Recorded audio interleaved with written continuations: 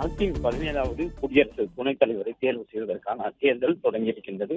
டெல்லியில் நாடாளுமன்ற வளாகத்தில் அமைக்கப்பட்டிருக்கக்கூடிய வாக்குச்சாவடியிலே முதல் வாக்காளராக பிரதமர் நரேந்திர மோடி தன்னுடைய வாக்கினை குடியரசு துணைத் தலைவர் தேர்தலிலே செலுத்தியிருக்கின்றார். அவரைத் தொடர்ந்து மக்களவை மற்றும் மாநிலங்களவை உறுப்பினர்கள் அடுத்தடுத்து வாக்களிக்க இருக்கின்றார்கள்.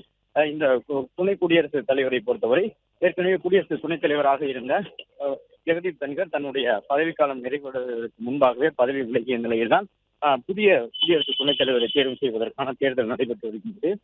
தமிழகத்தைச் சேர்ந்த சி.பி. ராதாகிருஷ்ணன் வேட்பாளராக களத்தில் இருக்கின்றார் தேசிய ஜனநாயக கூட்டணியின் சார்பில்.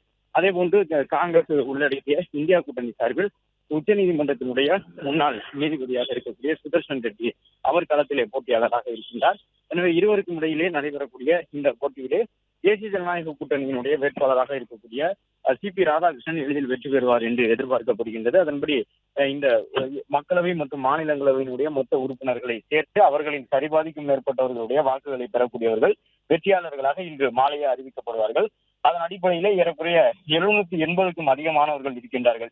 781 நாடாளுமன்ற உறுப்பினர்கள் மக்களவையை சார்ந்தவர்கள், மாநிலங்களவையை சார்ந்தவர்கள், மாநிலங்களவையினுடைய நியமன உறுப்பினர்களாக இருக்கக்கூடியவர்கள் என்று 780 பேர் இருக்கின்றார்கள். அந்த 780 எம்பிக்களிலிருந்து ஏறக்குறைய 392 நாடாளுமன்ற உறுப்பினர்களுடைய வாக்குகளை பெறக்கூடியவர்கள் வெற்றியாளர்களாக அறிவிக்கப்படுவார்கள் குடியரசு துணைத் தலைவராக. அதன் அடிப்படையில் இந்தியா கூட்டணியை பொறுத்தவரை சுதர்ஷன் ரெட்டி அவர் உச்ச நீதிமன்றத்தினுடைய முன்னாள் நீதிபதி, இந்தியா கூட்டணியில் இருக்கக்கூடிய காங்கிரஸ், திமுக உள்ளிட்ட கட்சிகளுடைய ஆதரவுடன் இருந்தாலும் கூட அவருக்கு வாக்களிக்கக்கூடிய தகுதி பெற்றிருக்கக்கூடிய விருப்புரிமை தெரிவித்திருக்கக்கூடியவர்கள் கிட்டத்தட்ட ஒரு 320 நாடாளுமன்ற உறுப்பினர்கள் என்ற அளவில் தான் இருக்கின்றார்கள்.